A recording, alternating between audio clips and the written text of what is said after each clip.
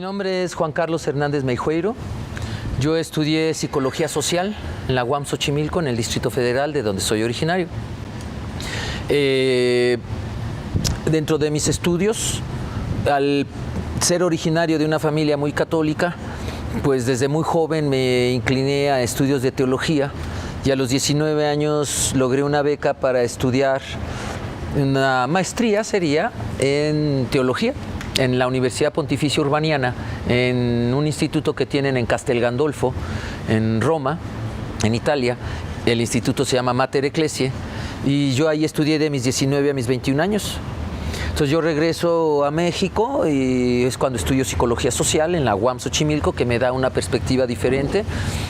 Ya yo en Roma yo había ido como generando una visión más social del cristianismo, más parecida a la teología de la liberación. Y ya después con mi carrera de Psicología Social en la UAM Xochimilco, pues me dio toda una visión social, no solo de la teología, sino de la psicología. Después de la carrera estudié una especialidad, un diplomado en Educación de la Sexualidad Humana en la Universidad Autónoma de Querétaro, de donde ahora soy maestro del diplomado. Y después de allí me fui a vivir muchos años a Jalapa. Allá fundé una asociación civil que se llama Xochiquetzal, Centro de Estudios Sociales, que actualmente sigue funcionando, aunque yo ya no esté en la organización, ya no estoy ahí en Jalapa, sigue funcionando la organización. Allí estudié una maestría en psicoterapia Gestalt. Después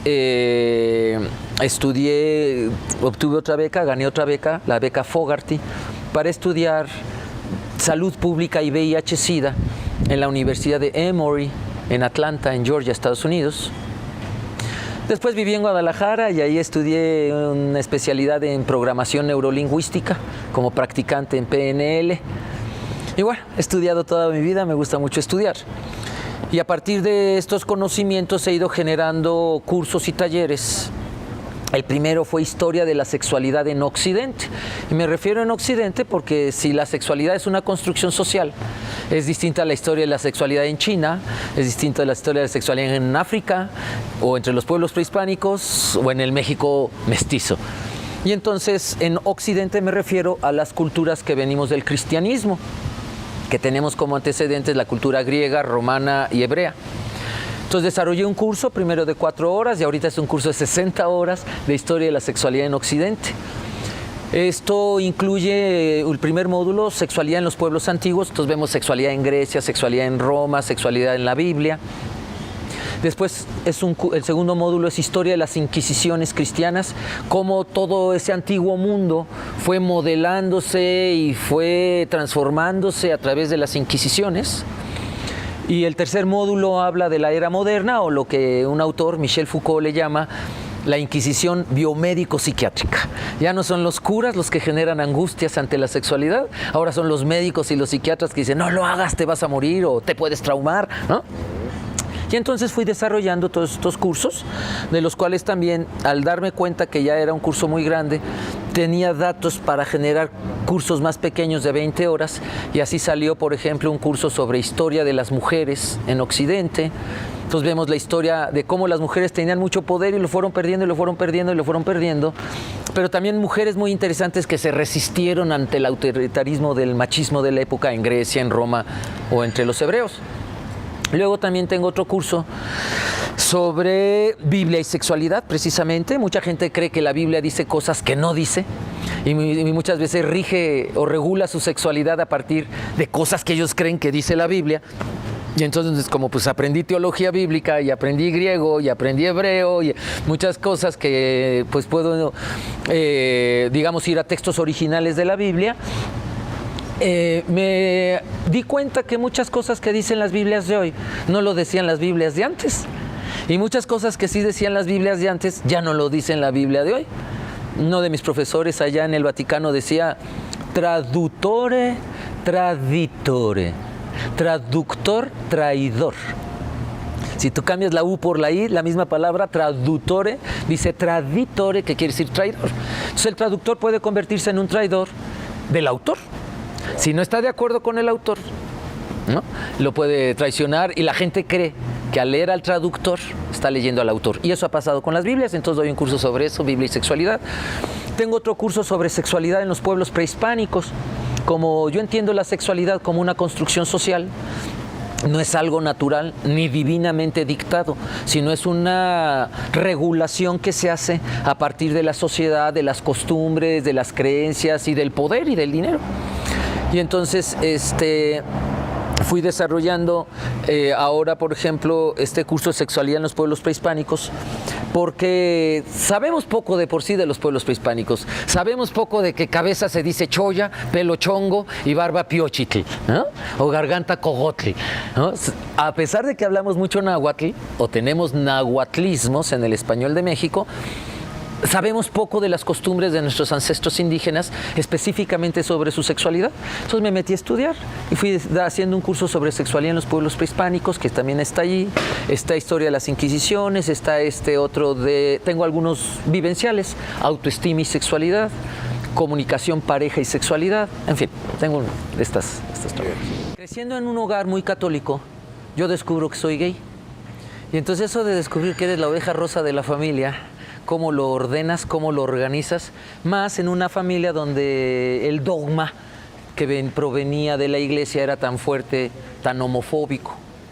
Entonces, cuando yo en mi adolescencia me acerco a la iglesia, entro en un movimiento de estos eclesiásticos donde había muchos milagros y muchas cosas de estas, y entonces en mi mentalidad, digamos, todavía adolescente, pensaba yo, si Jesús puede sanar un ciego, un sordo, un mudo, un jotito es cosa de nada, entonces hice fila. Y entonces, ya estando allí, cuando hoy me encuentro a mis amigos cristianos y me dicen, oye, ¿ya te sanó Jesús? Les digo, sí, ya me acepto, ¿no? Es decir, fue todo un proceso de autoaceptación. Y entonces yo desde chavo, yo empecé a leer temas de sexualidad para entenderme, para saber qué pasaba. Nunca tuve un abuso sexual infantil. Nunca fui violado y no se cumplían en mí ninguna de las teorías donde dicen que padre autoritario, padre débil, madre autoritaria y todas las teorías psicoanalíticas. Entonces yo trataba de explicármelo y me metí a estudiar, a leer por mi cuenta desde la construcción social, que me daba cuenta que eran cosas más sociales. Hay un libro que se llama El homosexual ante la sociedad enferma, de José Ramón Enríquez, un mexicano, de editorial Tusquets. Y este libro a mí me ayudó mucho a darme cuenta que el enfermo no era yo, sino la sociedad. Y entonces esto me hizo empezar a estudiar la sociedad y de dónde venía la homofobia y de dónde venía todo esto.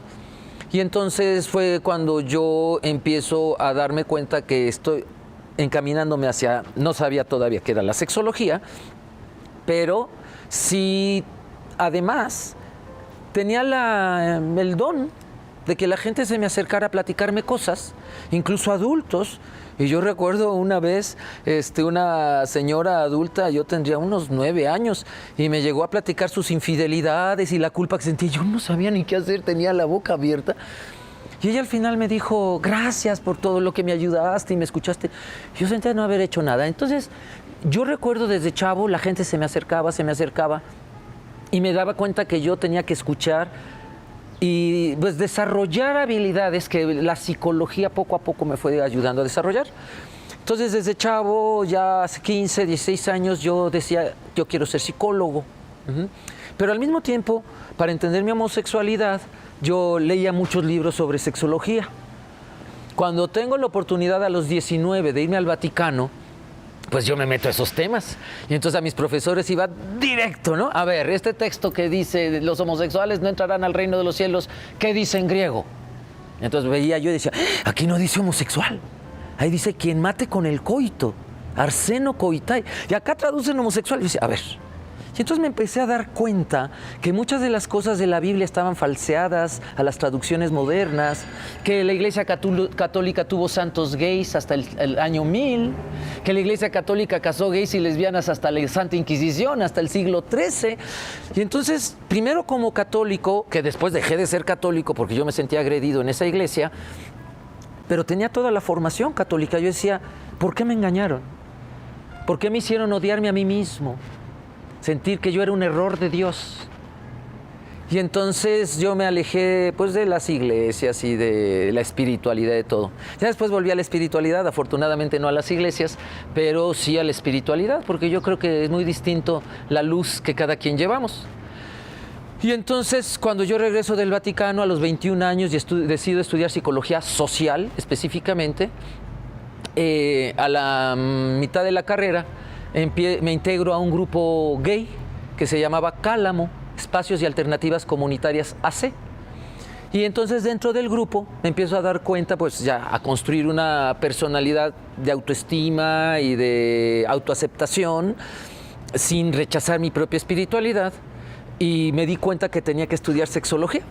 Y entré a un diplomado que ofrecía la Universidad Autónoma de Querétaro y la Fundación Mexicana de Planeación Familiar, MEXFAM, que entre las dos de la universidad, específicamente el licenciado Modesto Cervantes de la Universidad Autónoma de Querétaro, de la Facultad de Antropología, y la psicóloga Liz Contreras, iniciaron los diplomados.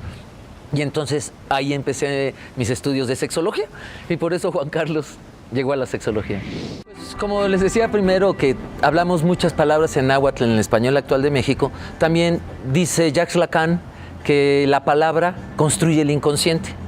Y entonces, pues si traemos medias palabras de náhuatl, traemos medio inconsciente también nahuatlizado. ¿Y qué quiere decir esto? Pues con costumbres de nuestros ancestros prehispánicos. Es muy difícil saber cuál era la sexualidad antes de que llegaran los cristianos, porque destruyeron todo. Hay una autora que dice que solo el 7% de lo original quedó. O sea, destruyeron 93%, es muchísimo. Y entonces, lo que hoy sabemos sobre la sexualidad de los pueblos prehispánicos es lo que logró pasar el filtro de los monjes españoles y de los cronistas españoles. Aún así hay muchas cosas que los españoles nos narran que nos impresionan. Entre otras cosas, por ejemplo, he encontrado que dice que Bernal Díaz del Castillo, que en las provincias del Pánuco, lo que hoy es Veracruz, la gente se emborrachaba embudándose el sieso. ¿Qué quiere decir eso? Poniéndose un embudo en el ano. Y entonces he encontrado vasijas totonacas, huastecas, que se usaban para echar pulque y mezcal a través de un cono en el ano de los borrachos. Y entonces Bernal Díaz del Castillo se sorprende porque dice que con menos de la mitad que lo que entre por la boca ellos se emborrachan por allí. Y entonces, digamos, eso lo lograron dejar ver y trascender a la posteridad, aunque no lo entendieran y aunque lo destruyeran, lo dijeron. ¿Cuántas cosas habrán visto que no entendían, que destruyeron y que no escribieron, no permitieron que trascendiera? Dentro de la sexualidad había mucho de esto. ¿Por qué? Porque para empezar, los pueblos no cristianos, los pueblos que no eran cristianos acá vivían desnudos, porque ellos creían que el cuerpo era parte de la divinidad. Y tú no vas a tapar algo que es parte de la divinidad. De hecho, cuando llegan los españoles, los cristianos les dicen los naturales, porque vivían con la naturalidad de la desnudez. Y para empezar, ¿no? Porque la sexualidad tiene que ver con la desnudez. Y entonces, pues los vistieron. La primer bula de la Inquisición en México es de 1567, siglo XVI. ¿Contra quién fue primerito? Contra los encuerados. Contra desnudos, que en náhuatl se dice chinaco, de ahí viene naco. Pareces desnudo indio, pareces naco, de ahí viene la expresión peyorativa, que quiere decir pareces indio, pareces mexicano, ¿no? Pareces naco. Tienes gustos de mexicano, tienes gustos de naco, ¿no? Y entonces, poco se nos deja ver qué pasaba antes. Sin embargo, con ese poquito ya podemos hacer toda una historia de la sexualidad en los pueblos prehispánicos. Para empezar, hablar de los pueblos prehispánicos es hablar de más de 150 idiomas que se hablaban aquí. Hoy quedan 110 todavía hablados en nuestro país. El náhuatl era la lengua que los aztecas expandieron, era la lengua que se hablaba en el lago de Texcoco.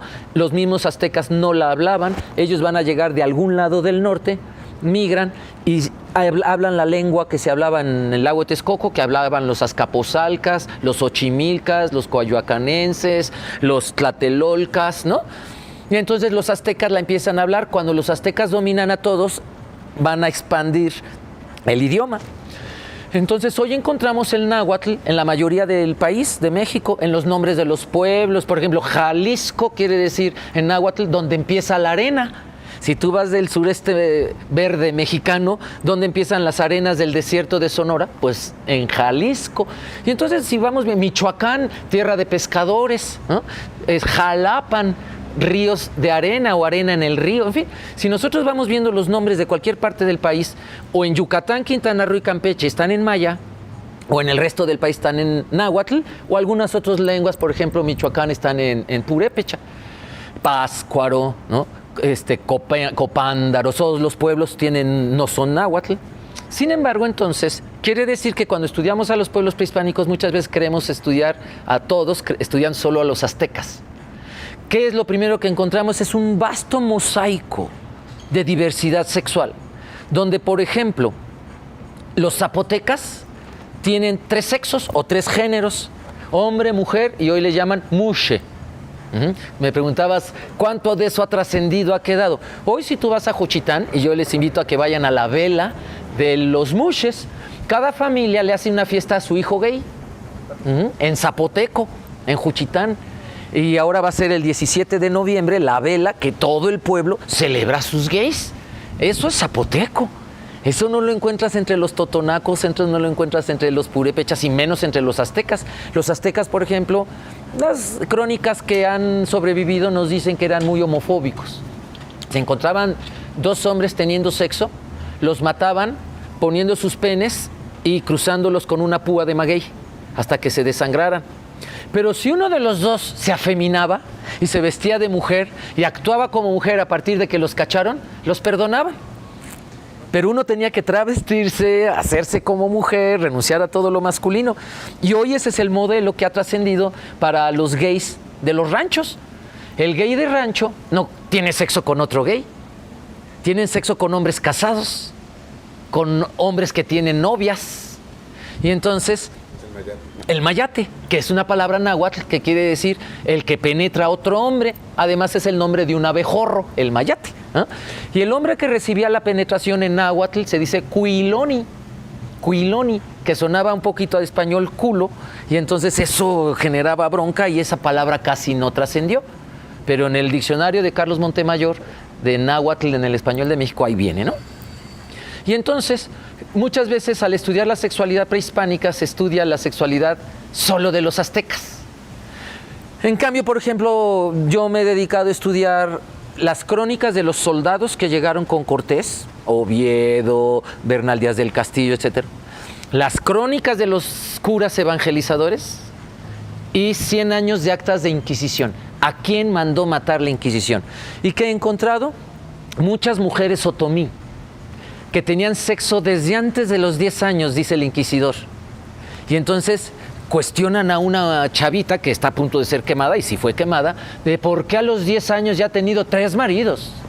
Y ella dice, pues es que allá en mi pueblo, nosotras empezamos a esa edad, y nosotras somos las que decidimos si el hombre me cuadra o no. Pues a la Inquisición. También he encontrado mujeres ancianas en la Inquisición. Una señora que dice en las crónicas que ella fue juzgada porque vivía con 7 mancebos. Y entonces ella decía, bueno, es que los jóvenes, los hombres, gastan su sexualidad de jóvenes.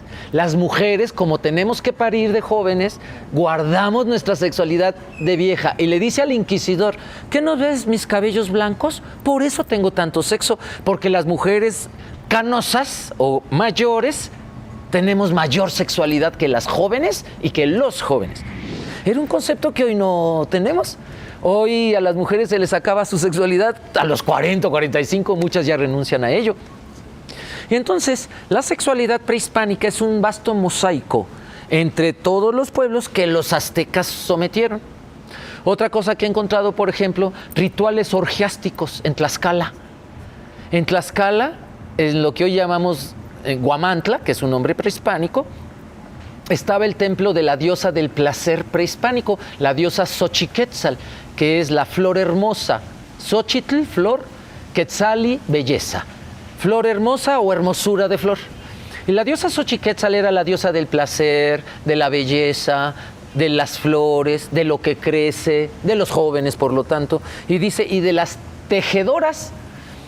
Tejer es la misma palabra en náhuatl que se dice para tener relaciones sexuales. Cochía. Cochía. Todavía en el DF a veces Santa María la Ribera dice, por ahí andan cochando, que es un nahuatlismo. Y entonces era tejedoras. Entonces la diosa Xochiquetzal es patrona de las tejedoras, pero no porque tuvieran agujas, sino que tenían telares. Y esto ya parece más cochía, ¿no? Y entonces una mujer que tenía mucho sexo le llamaban tejedora.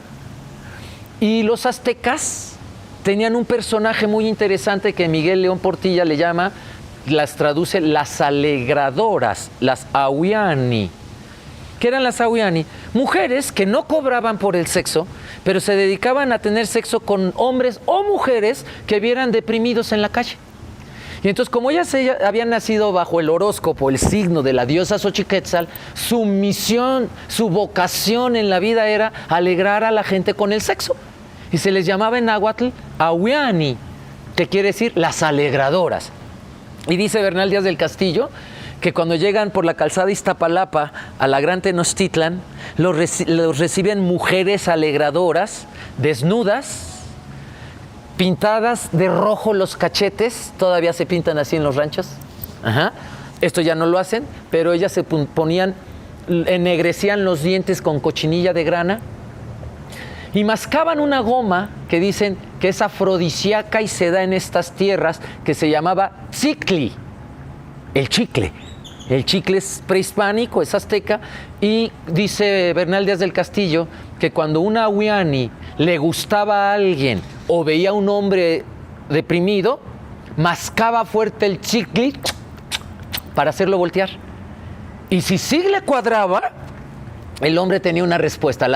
Rápido o apúrate, en náhuatl se dice cuélele.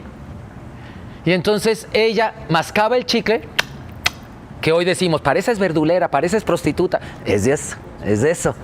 Ajá, pareces india. ¿Ah? Y entonces, cuando el hombre volteaba, y si sí quería con la ahuiani, le decía, cuélele, apúrele. ¿Ah?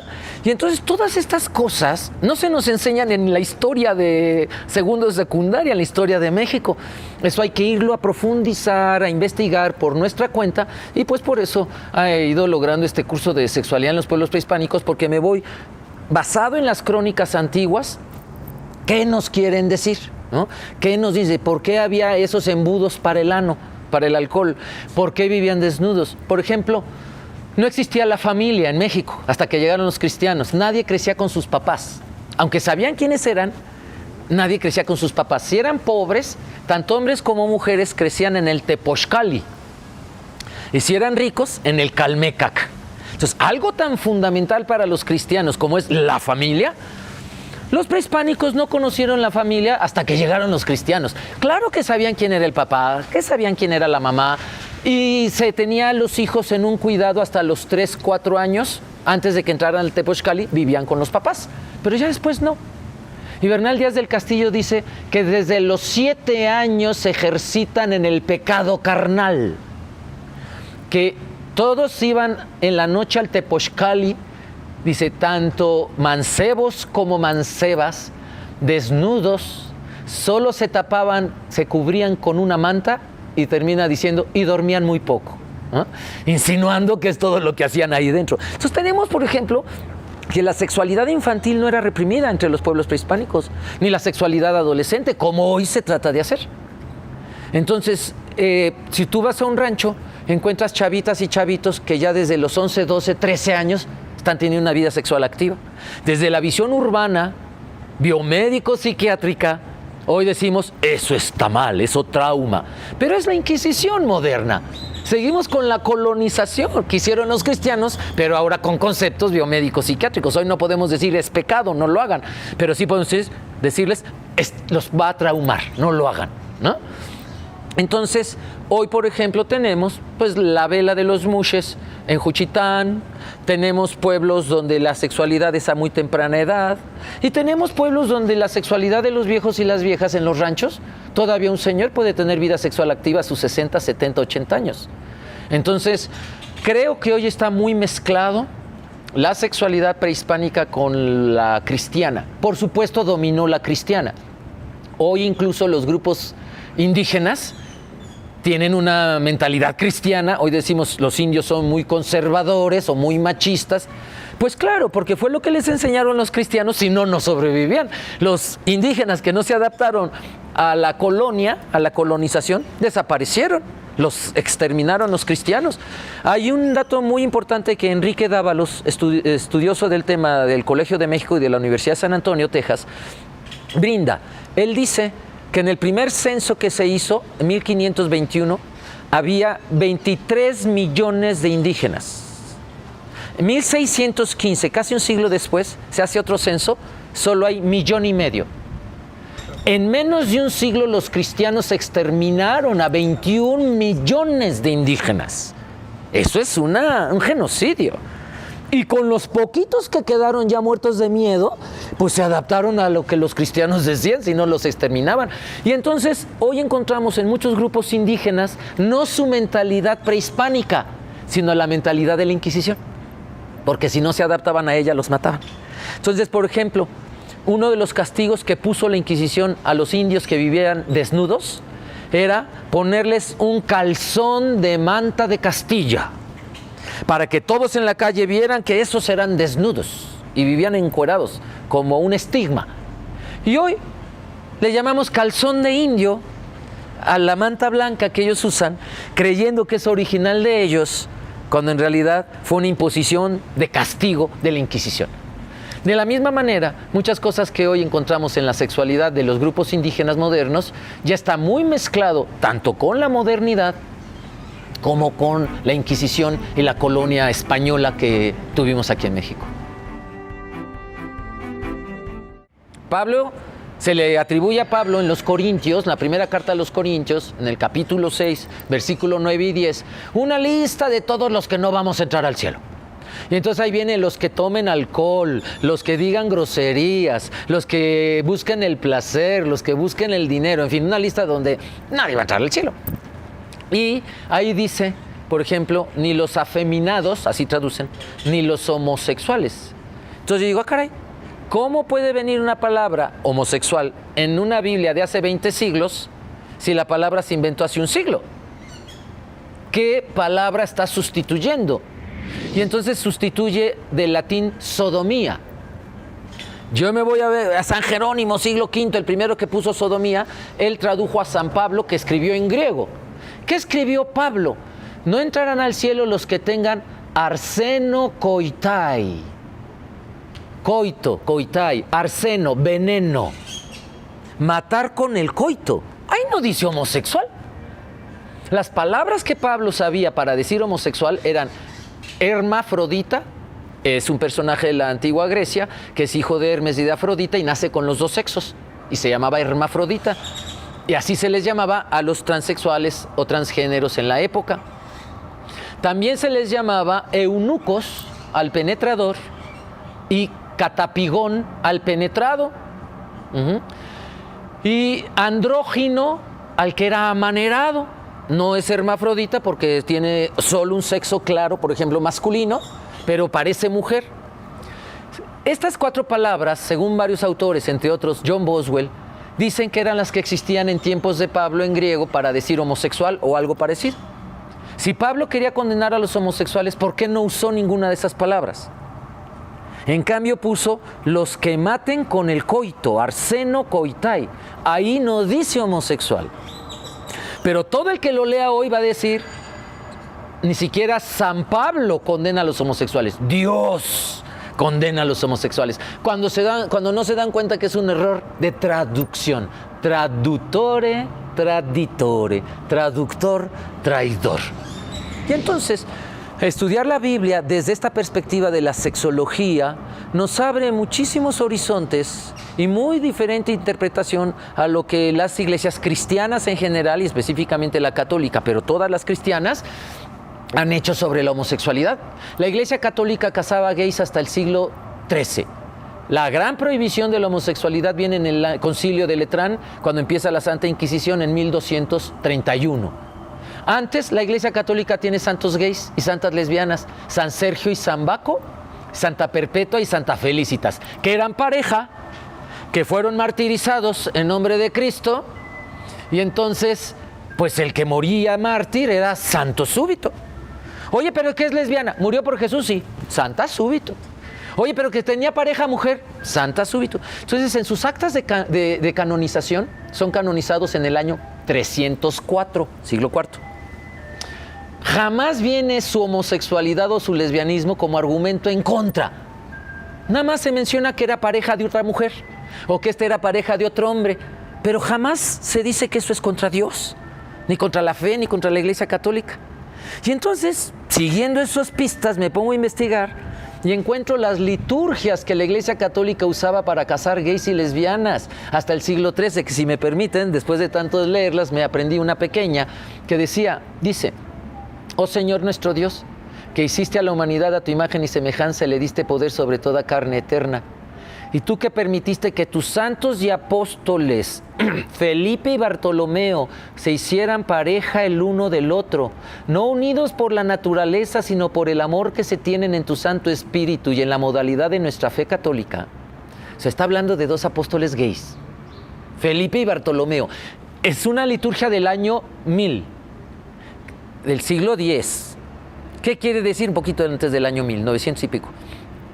Que hasta el año 1000 los católicos creyeron que Jesús tuvo una pareja gay como apóstoles, Felipe y Bartolomeo. Y la Iglesia Católica lo dijo por más de 1000 años. Y hoy está escondido todo eso, que los católicos no se enteren. Luego la liturgia seguía diciendo, si eran mujeres las que se iban a casar, tú que permitiste que tus santas felicitas y perpetuas se hicieran pareja la una de la otra, no unidas por la naturaleza, sino por el amor que se tiene en tu Santo Espíritu. Si eran varones, utilizaba dos santos gays, San Sergio y San Baco, que se unieron, no unidos por la naturaleza, sino por el amor que se tiene en tu Santo Espíritu. Te pedimos que unas como pareja a nuestro hermano fulano de tal, con nuestro hermano perengano de Abraham, no unidos por la naturaleza, sino por el amor que se tienen en tu Santo Espíritu y en la modalidad de nuestra fe. Y sigue diciendo el texto y termina diciendo, concédeles vivir amándose todos los días de su vida libres de escándalos. Por intercesión de la Santa Virgen, la siempre Virgen María, Madre de Dios, todo honor, todo poder y toda gloria para ti por siempre, Señor. Entonces esas liturgias, los católicos la usaban para casar gays y lesbianas. ¿Cuál es el escándalo hoy? Claro, mucha gente me dice, es que tú hablas así porque eres gay. Pues claro, ¿cómo quieren que hable? Tú hablas así porque eres heterosexual. ¿Y a poco eso te descalifica? No me descalifica el ser lo que soy. Hablemos de argumentos y de ideas, no de la vida personal de cada quien. Y a ese nivel hay pocos contraargumentos. He estado dando charlas frente a curas, frente a monjas, frente a teólogos, y ante todos estos datos no lo pueden negar porque ellos lo saben, pero la Iglesia los obliga a callarlo. Hay dos sacerdotes mexicanos que ya han publicado libros en contra de este silencio tan homofóbico. Uno fue el padre Ricardo Cimbrón Levi, que ya falleció. Escribió un libro que se llama Nuevos enfoques sobre la homosexualidad. Él era yucateco, de Mérida, misionero del Espíritu Santo. Y su discípulo, Raúl Lugo, es un sacerdote conciliar, tiene un libro que se llama Iglesia Católica y Homosexualidad. Él sigue vivo, está castigado primero por Ratzinger. Ahora vamos a ver qué dice el Papa Francisco, porque el Papa Francisco dice, ¿quién soy yo para juzgar un gay? Los católicos deberían repetir las frases del Papa todo el día. ¿Quién soy yo para juzgar un gay? ¿Quién soy yo? Digo, el Papa lo dijo, a ver si no lo matan pronto. Y entonces creo que los católicos, los cristianos ignoran mucho de su fe.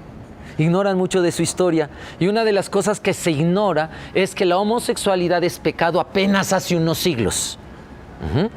Y esto, por supuesto, utilizan la Biblia para justificarlo, pero si yo me voy a la Biblia, no dice eso. En griego dice quien mate a otro con el sexo. Y eso no solo lo puede hacer un gay, claro que un gay lo puede hacer, si es irresponsable o si es violento, pero también una persona heterosexual puede matar con el coito. Ahí no dice homosexuales. ¿Quién tradujo homosexuales 5 siglos después de San Pablo, del griego al latín San Jerónimo? 5 siglos es la distancia que existe entre nosotros, nosotras y Netzahualcóyotl. En teología existe el concepto de amancebamiento. ¿Qué quiere decir? Arrejuntamiento. Que los primeros cristianos no tenían ese problema de que si tenían sexo sin casarse o sin la bendición nupcial fuera pecado. Se acaba de inventar apenas hace unos 5 siglos. Entonces, mucho de lo que hoy la gente cree que es pecado se inventó en la Inquisición, se inventó en los concilios y no viene en la Biblia. ¿Qué sí encontramos en la Biblia? Una pareja lésbica, Noemí con Ruth. Lean el libro de Ruth y ahí Ruth le dice a su suegra, Noemí, que quiere ser su pareja a través de un poema que existía para casados. Los casados se decían en el rito del matrimonio: yo soy tuyo, tú eres mía, aquella vez entre tú y yo, entre tu descendencia y la mía por siempre. Donde tú vayas yo iré, donde tú vivas viviré. Tu pueblo será mi pueblo y tu Dios será mi Dios. Donde tú mueras moriré y ahí seré enterrada, bla, bla, bla. Y ese ritual está entre dos mujeres. Único caso en la Biblia. Y siempre aparece entre hombre y mujer, entre hombre y mujer, entre hombre y mujer en el matrimonio. Y aquí aparece entre Ruth y su suegra Noemí, que además viven juntas el resto de sus vidas. ¿Cómo llamaríamos hoy en México a dos mujeres que viven juntas el resto de sus vidas? Lesbianas. Y no era pecado. Encontramos al rey David, que además de tener 2 esposas, Mical y Betsabé, además de tener, dice la Biblia, 300 concubinas, tenía macho, tenía mayate, era el príncipe Jonatán. Y si ustedes leen primer libro de Samuel, desde el capítulo 18, el 19, el 20, van a encontrar textos donde Jonatán y David hacen un pacto, un contrato, y explica la Biblia, porque se amaban como a sí mismos. O sea, fue un pacto de amor, un contrato de amor. Un contrato de amor en mi pueblo les llaman bodorrio. Matrimonio. Ahí estamos presenciando un matrimonio entre 2 hombres en la Biblia. Pero además el texto dice: Jonatán se desnudó. Descubrir la desnudez en la Biblia implica tener relaciones sexuales. Y le entregó sus vestidos a David y le entregó su espada. Que un príncipe entregara la espada era entregarse. Y entonces va transcurriendo hasta que no pueden verse más. Muere el príncipe Jonatán y David lo sustituye, por eso es rey de Israel. David era pastor. Él no era de casa real, él no era de alcurnia, ¿no? Él no tenía ningún nexo con la aristocracia. ¿Por qué es rey? Porque se casó con el príncipe. Ah, entonces ya lo entiendo. Y como los griegos y los romanos tenían matrimonio entre varones, es probable que los hebreos antiguos también. Y entonces, cuando muere Jonatán, el príncipe, David ya es rey. David se echa un discurso de toma de posesión en donde dice: oh Jonatán, hermano mío, más dulce para mí tu amor que el amor de las mujeres.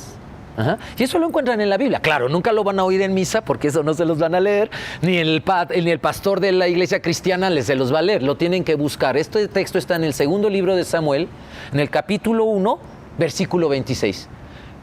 Tu amor para mí era más dulce que el amor de las mujeres. Y entonces sí, en el siglo 8 se prohíbe la homosexualidad entre los hebreos. Eso es cierto, en el rollo deuteronomista del siglo 8, año 700, encontramos la primera prohibición de la homosexualidad. Pero el rey David fue antes. Si David hubiera nacido después de esa prohibición, lo apedrean, como después los hebreos apedreaban a los homosexuales. Pero antes de esa prohibición, la Biblia permite muchas cosas de diversidad sexual y de poder de las mujeres que hoy ignoramos que eso sucedía entonces. Entonces es bien importante que la gente lea la Biblia, porque no solo, a veces ni la leen y creen que dice cosas. Una vez una señora me dice: ¿verdad, Juan Carlos? Como dice la Biblia, a Dios rogando y con el mazo dando. Que la Biblia, a ver, libro, capítulo y versículo. Pero como la gente no la lee, le atribuye a la Biblia todos sus miedos y sus prejuicios. Claro, atribuyéndoselos a Dios y justificándose de que por Dios no hacen tal o cual cosa sexual. Pero la Biblia solo habla del amor al prójimo, la libertad, la liberación, la justicia social.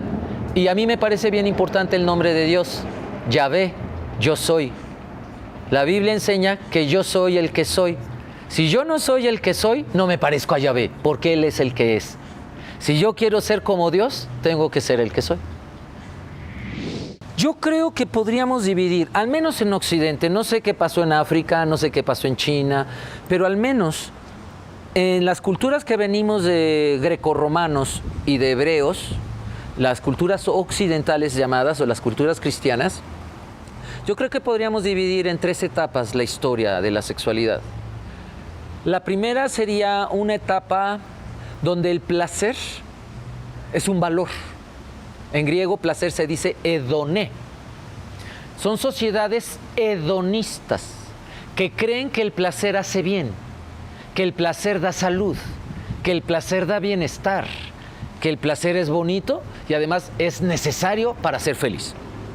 Entonces, tanto griegos como romanos y como hebreos antiguos, antes de las prohibiciones del siglo VIII, ellos consideraban el placer como un don divino.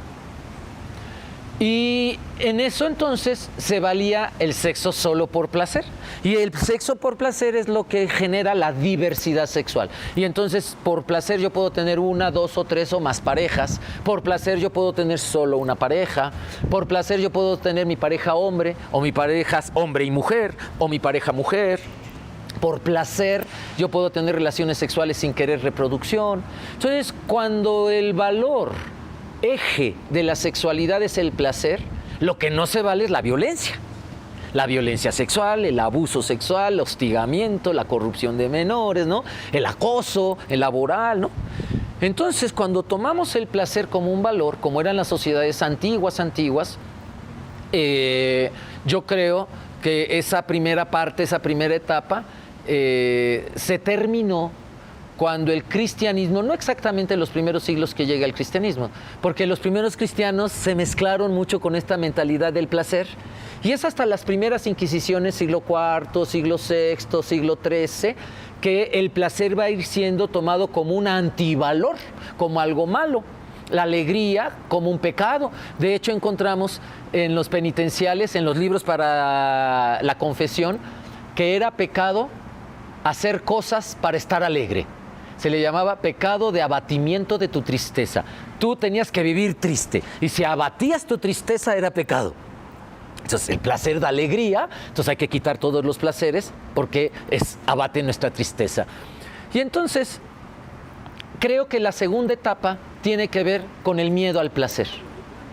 A partir del siglo IV, el siglo VI, inicia una era en Occidente del miedo al placer. El miedo a la diversidad, el miedo al sexo en sí mismo, el miedo a la desnudez, el miedo al deseo, el miedo al cuerpo. Entonces, esa es la segunda etapa. Las inquisiciones, incluye mucha parte de lo biomédico psiquiátrico. La tercera etapa, y creo que es en la que estamos, es la etapa de los derechos humanos, que es construir, primero de construir todo lo que nos dijeron que el placer era malo, que el placer era pecado, y reconstruirnos desde el derecho al placer responsable, el derecho al placer respetuoso. Yo creo que la humanidad está en un momento único. No conozco otra época en que la humanidad completa estuviera comunicada. Y hoy estamos comunicados completos. Se está globalizando la opresión, pero también se puede globalizar la liberación. Y entonces estamos viendo que se globaliza la opresión, entonces se globalizan las marchas y las protestas. Esto nos brinda, por primera vez como humanidad, dar nuevamente un salto cualitativo y volver a considerar el placer como un bien, como un valor, como algo deseable, como algo lícito que hay que buscar. Y cada quien tiene que buscar su propio placer. Como dice Fritz Perls, yo no nací para cubrir tus necesidades, ni tú tampoco las mías. Si coincidimos, hermoso será. Si no, nada podremos hacerlo para evitarlo. Y entonces yo creo que en el momento en que cada persona va construyendo su propio placer, hay hermosas coincidencias que nos pueden ayudar incluso a tener políticas públicas a favor de la diversión, de la alegría, del placer. Una vez una señora me decía, ay, Juan Carlos, es que hay que volver a la moral de antes. Ella se refería a la Inquisición. Y entonces le dije, sí, de antes, pero antes de antes. Es decir, volver hasta la época en donde el placer, dice Epicuro, es el bien supremo.